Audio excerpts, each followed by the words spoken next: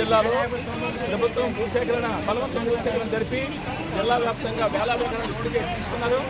అది చాలా ఉన్నట్టు ఇవాళ మనకి కొండపల్లి మండలం కొండగండం 170 ఎకరాల భూమి ఇబ్బంది పెట్టాలని చెప్తారు. ఎందుకంటే 50 ఎకరాలు తీసుకున్నారు. దానికి రైతులు ఆమోదించారు. అక్కడ తీసుకోలేదా మరి ఇతను మేధావులు చూసుకోరా ముందు చూసుకోకుండా తీసుకున్నాం కాబట్టి అది మాకు అక్కర్లేదు, ఈ రైతులకు మోసం చేద్దామని చెప్పేసి రైతుల మీద పడ్డారు.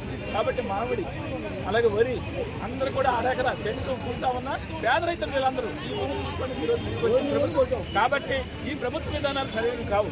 ఈ ఫ్యాక్టరీ పెట్టాలి, ఉద్యోగాలు ఇవ్వాలంటే ఇప్పుడు తీసుకుని 50 ఎకరాలు పెట్టండి, మరి ఇంటికి వస్తున్నారు. కాబట్టి అక్కడ పారిశ్రామిక నచ్చలేదు. పారిశ్రామికవేత్తల కోసం మీరు ఆలోచిస్తారు తప్ప రైతాంగం పేద ఆలోచించే పరిస్థితి లేదని ఇది అర్థమవుతుంది. అందుకే నిజంగా ఫ్యాక్టరీ పెట్టాలంటే ఇప్పుడు జిల్లాలో చూసాం చాలా చోట్ల తీసుకున్నారు, కానీ ఎక్కడ ఒక బ్యాంకు కొత్తగా రాలేదు. 20 ఏళ్ళ నుండి పరిశ్రమలు మూతపడుతున్నాయి తప్ప ఒక్క ఉద్యోగం ఈ జిల్లాలో రాదు. అక్కడ కూడా ఈ రైతులకు ఇస్తారని మేము అనుకోవడం. ఎందుకంటే ఒకవేళ భూములు ఉన్నాయనుకోండి, 100 ఎకరాల రైతులు అయితే 10 ఎకరాలు పోయినా పర్లేదు. ఇది ఎవరు 100 ఎకరాల రైతులు లేరు, అందరూ 2 ఎకరాలు 3 ఎకరాలు అరెకరా ఉన్న రైతులు. ఆ భూములు తీసుకుంటే ఎక్కడికి పోవాలా? మీరు ఉద్యోగం ఇస్తారా?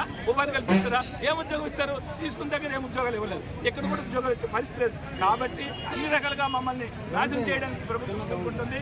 మంత్రి గారు కావచ్చు, ఇక్కడున్న నాయకులు కావచ్చు, ప్రభుత్వం కావచ్చు, జిల్లా కలెక్టర్ కావచ్చు, ఈ భూములు కానీ ఇస్తే మేము బతకలేము, మా బతుకు పేరు పోతుంది. కాబట్టి మా బతుకు భరోసా మీరు కల్పించలేరు. కాబట్టి మా భూములు మాకే ఉండాలి, మా భూములు తొలగిస్తే ఊరుకోం. తక్షణమే దీని మీద కలెక్టర్ గారు, జిల్లా యంత్రాంగం ఈ ప్రతిపాదన వెనక్కి తీసుకుని మా భూములు మాకు ఉండాలి. లేని ఎడల కాదని ముందుకెళ్తామంటే రైతాంగాన్ని ఏకం చేసి పెద్ద ఎత్తున ఉద్యమిస్తాం, వాడపేద చేర్చుకుంటాం, ప్రాణాలను అర్పించే భూములు కాపాడుకుంటాం తప్ప 1 సెంటు భూమి ఇచ్చేది లేదని చెప్పేసి ఈ సందర్భంగా హెచ్చరిస్తాం.